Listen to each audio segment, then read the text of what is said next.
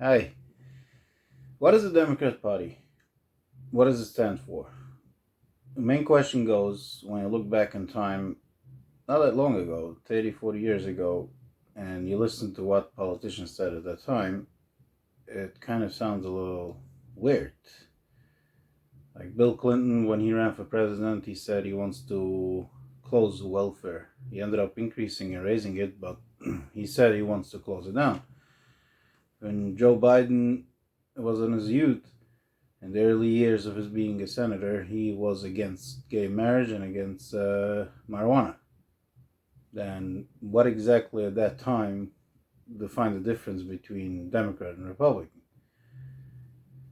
The answer to that is correlated those times and today's because there's no pointless to go back in history, but there is one thing that Democrat Party has been, as far as I know, for always, or at least the last 50 to 70 years, is the Progressive Party.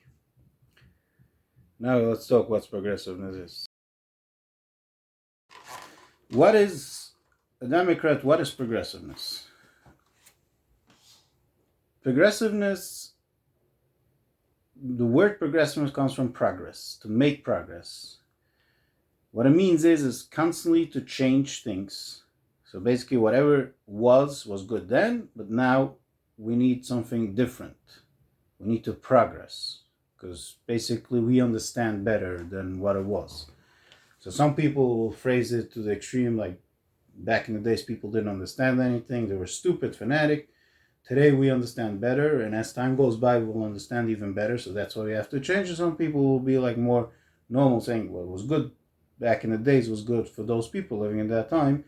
Today, we need something different. So that is basically to sum up the progressive movement. Is it good to be a progressive? For young people, it sounds very exciting. Oh, it's new. We are better. We understand better. But when it's when you think about it, you have to be really stupid to be a progressive. And for those people who are progressive, then I'm sorry to tell you, yeah, you sound very stupid. Because why do you need change? So let's first start the idea of change. The whole idea of change. Let's say you sit on a recliner, a couch, and you're on a very comfortable position. You're not going to move. You could sit there for hours. So when you see a person, want to just feel it to yourself. When you sit in a place and you want to move, means there's a sensation of uncomfortability that makes you move. So every time there's a move in life, it comes because you feel something uncomfortable, and that's why you want to move away. So if there's a system that works, then why change it? Now, to improve something, if you see a flaw in the system, that's not, you don't have to be progressive for that. Progressive means constantly change. There's no such a thing as not changing by a progressive. And why?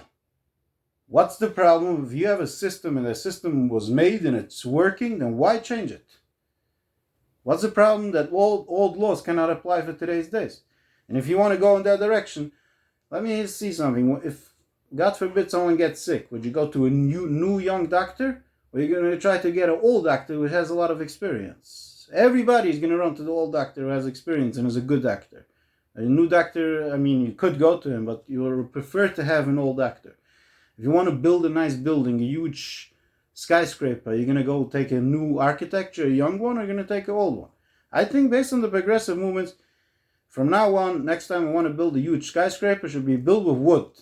What is that idea of building with steel and cement and stones? That's old. The Egyptians used to build like that, and the Romans used to build like that. That's fanatic. What, 100 years ago they used to build? Today we understand better. We should build out of plastic and wood. In modern days, modern times, we have to be progressive.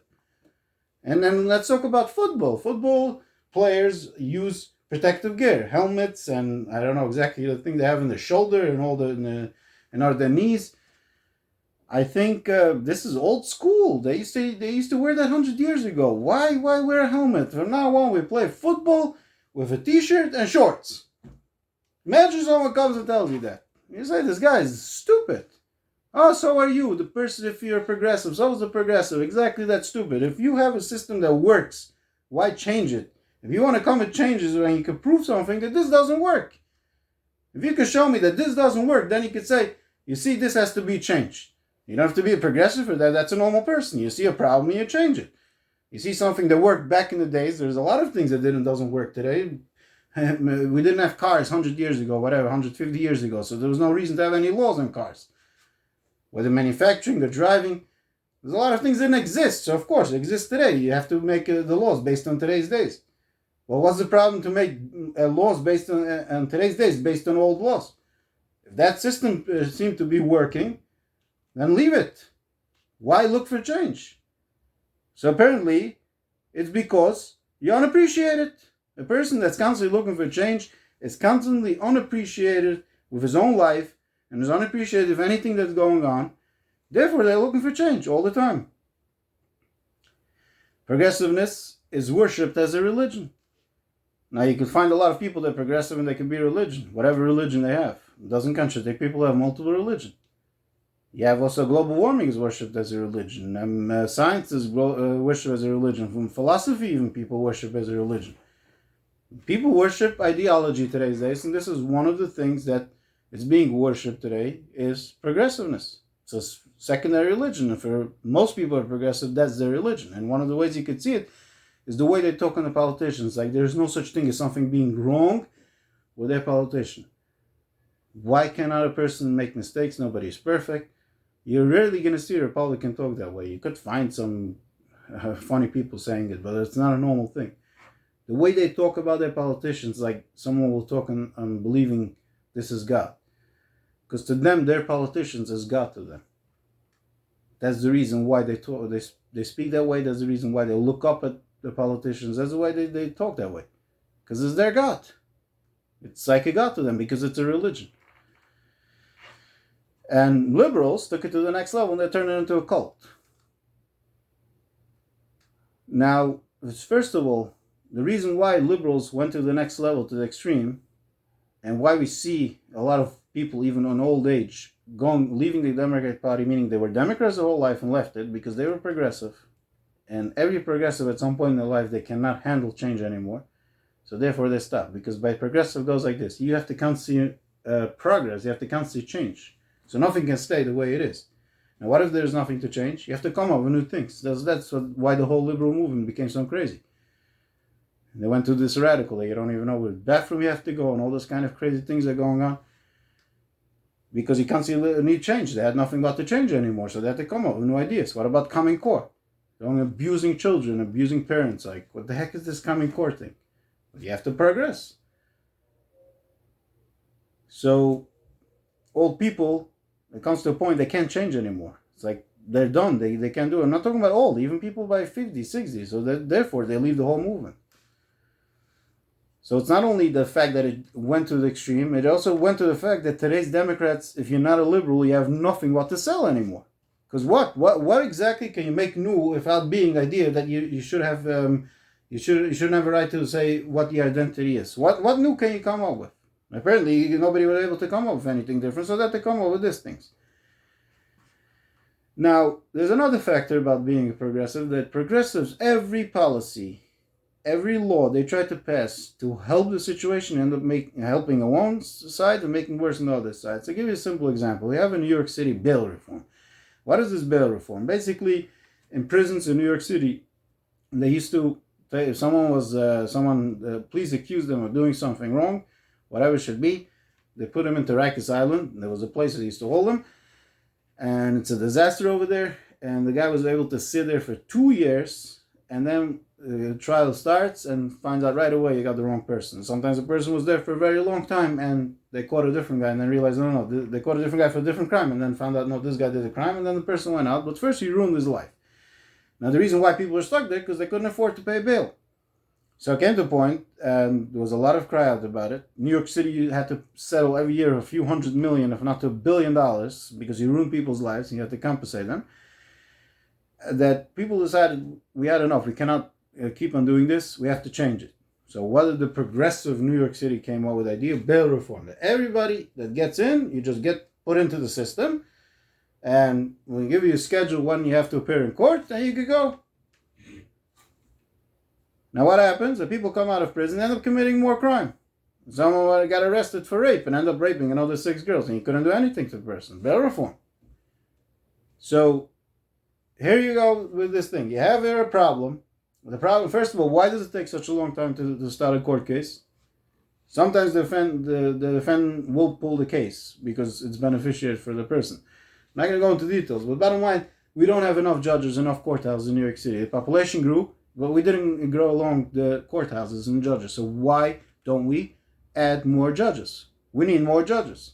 That's the first thing. And number two, bail reform could make a lot of sense. You know what? When you make a normal bail system, that bail shouldn't have to define whether you have money or not. Person comes in, he committed a minor crime. Let's say he robbed a store. You accuse him that he robbed the store. You don't know if he did it. You accuse the person that he robbed the store, whatever, broke into a store and stole stuff. Now, what exactly is going to happen? Like usually, such a person, in regular terms, if the person's parents, let's say, has, because usually it's young people, if anybody in the family has money to bail them, it'll probably be like $5,000, not even big money. Now, this person apparently doesn't have any family, or family doesn't have any money to bail them. So let's start taking every person, go in front of a judge, and the judge say, okay, you're allowed to go out on a bail, is when you did a minor crime and nothing could happen. But not if you go take a serial rapist and a serial killer and let him out in the street. One time I heard, I'm not sure exactly how true it is, but a guy robbed a bank and was let out on bail reform, and then in the meantime he robbed 6 other banks and he couldn't do anything. And they knew it was this guy. They had proof and they couldn't do anything. You're going to pick him up and then this, and crime goes up in New York City.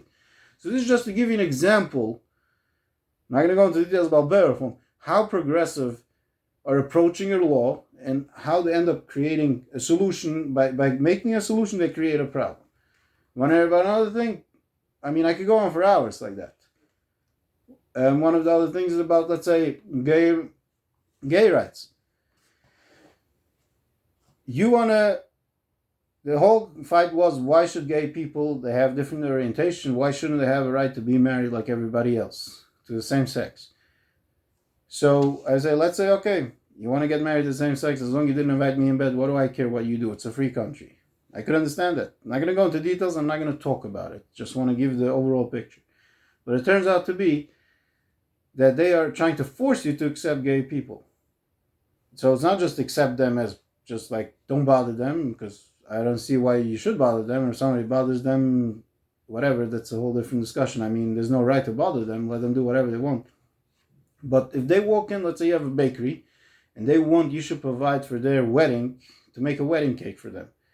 And the bakery owner does not feel comfortable doing that, and he feels, I'll rather lose the business than provide the person with that, with the service, because it's against his religion, or for whatever reason it should be. So the liberals believe you should have a right to sue them, and they tried it. The Supreme Court ruled no, you cannot sue them, because a person has a right to defend his religion, or you have no right to force a person. But apparently, they want to force on to people to accept people that you don't want to accept. I mean, I don't feel comfortable accepting them, so I don't accept them. But this is progressiveness. Every solution they come up, everything they come up, they make a solution, and that solution creates a bigger problem. I can go on for hours talking about every detail, explaining how everything. That's why I tried. I decided to talk about 2-3 things, and that's about it. So there you go. Progressiveness defines being unhappy. It defines to be stupid because you have to look for something to change. So it means if you change a few things that was wrong, you have to look for something new. Otherwise, you're not a progressive anymore. And it shows you that everything they're doing, they end up making a disaster while trying to solve the problem. So is that progressive a good idea to be? Answer is no. What was the Democrat Party all along? It was a progressive party. Today it became like a cult. The liberals turned it into a cult, and it's impossible for progressive to stay without being this liberal cult because they have nothing but to sell anymore. So today's Democrats, if you're not a liberal, you're completely out of the game. You have to be a liberal. Otherwise, what are you selling? What are you progressing? What is this new change that you want to bring in? Nothing. So there you go. It's and that is also a factor. You can't say after new. What if you have nothing to be new? You have to be stupid. So then that shows you how stupid they were from the first place. So it means if a person wants to stay in the old way, all I'm saying is I see this is working, so why change it? And if you want to change it, defines you're stupid, And I'm actually smart because I learned from experience, and this shows that it works. So I hope you all understand. Please remember to subscribe and like the video. And I hope have all a good day.